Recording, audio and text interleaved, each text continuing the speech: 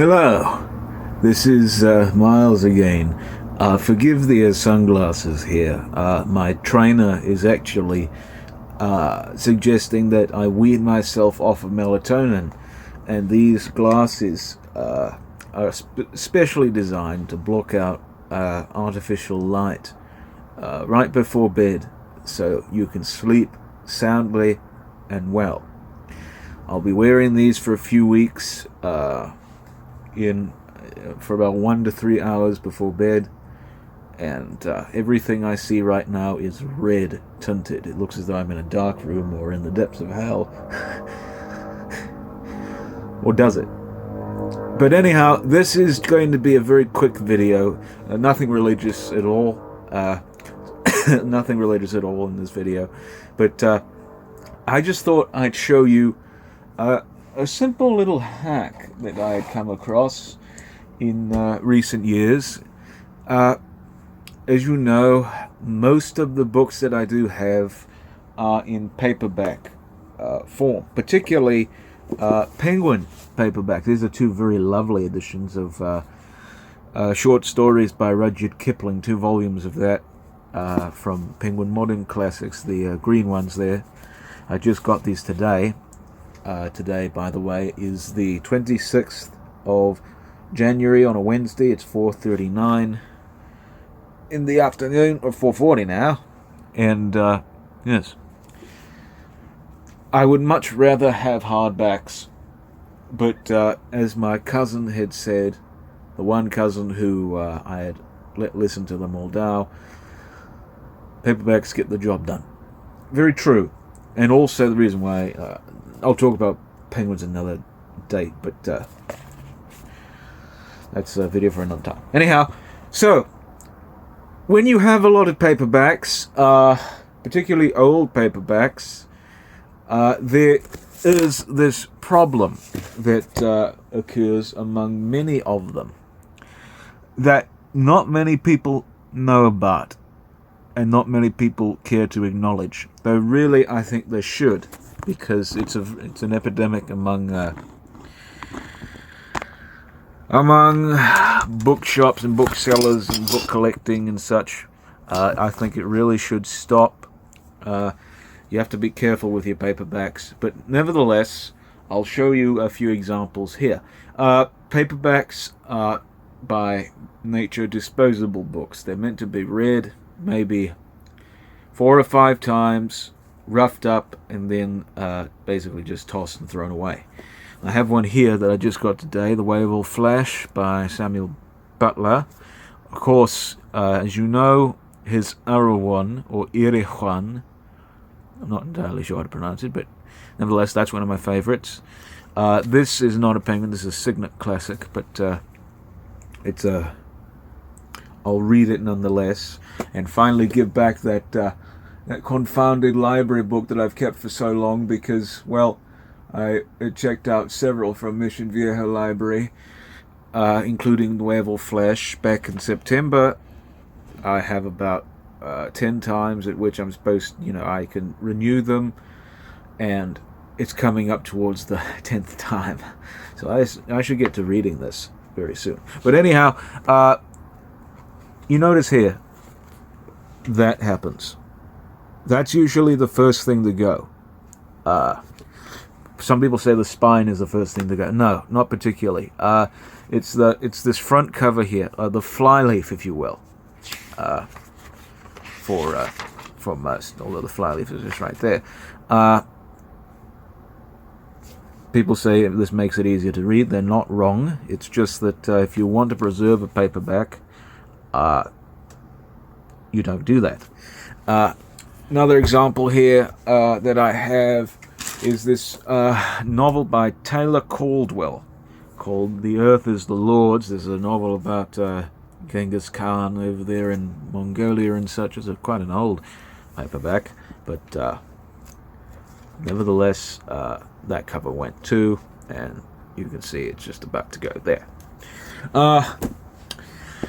But here's something that perhaps maybe you are familiar with.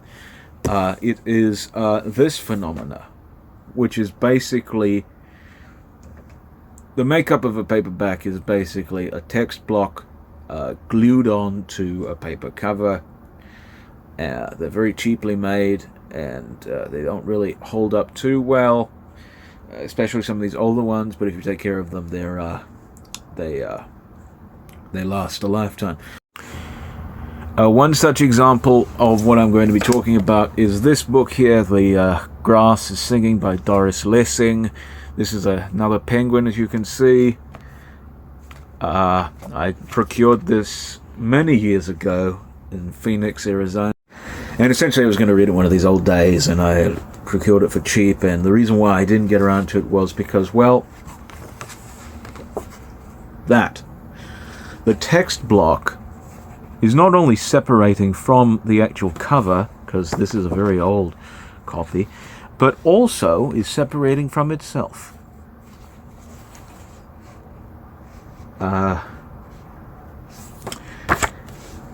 This is a very common issue, more so than most people might think.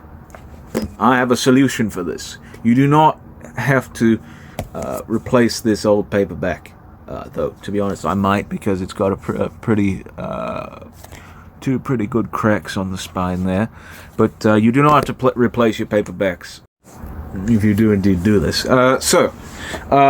An easy remedy for this coming apart, rather, the separation, is the glue that you used to use in primary school. This stuff right here, just your standard washable, non-toxic Elmer's glue. This is an unbranded version, but anyhow, you can see there I crossed off school and put book glue instead. This is great. Great stuff, actually. And it's not toxic at all. It's very safe to use. And so what you do is this right here I actually glued before, and the whole text block was entirely off the cover, and I don't want to remove it this time because I'm afraid I'll actually tear the cover. But right now, what I'm going to be doing is, I'm hoping you can see this, I'm going to open the glue and then very carefully, you see if I can just remove that, put a little line, if it'll come out, put a little line of it along the length of the spine. Sometimes there's a zigzag, that's okay. It'll just ensure eternal security of your book. And so you can see there I've added a line, and all you do is just basically stick it to the text block, run your finger down it, make sure it's nice and tight, and this takes about maybe 10 or 15 minutes to dry. So what you do then is you take these things, these little clamps that you use to hold paperwork together if you work an office job, or perhaps a manuscript if you're a writer. You take these and you open them to their full length, depending on how big the book is, and then just clamp them round there. They should not, let me bring it up a bit, they should not damage the actual book itself. I cannot guarantee that it will do that depending on what type of paperback you use. This is a fairly good one. It's fairly worn already, so I really don't care. I don't care for condition of books anymore, as long as they're readable. And then I got the second one on there, and then you just depress those and let it sit for about a quarter of an hour. Once that is done, this is a book that I had bought a while ago, and I intend to read someday. It's a short little thing. that it had the text block completely off of it. But in a short while, this book will be like new. Practically brand new. You can see there, it is very tight binding. Extremely tight binding. And this was a book that came completely off of the spine of the cover. The text block was separate. I applied this method and it worked wonders. And I'm sure it will work wonders for you as well, for those who are looking to preserve their particularly old paperbacks, or just paperbacks that they've read for a while, and message from Tani Great. Hooray. And want to keep reading. I'm not sure if you heard that. That was just a text message. But it will work better than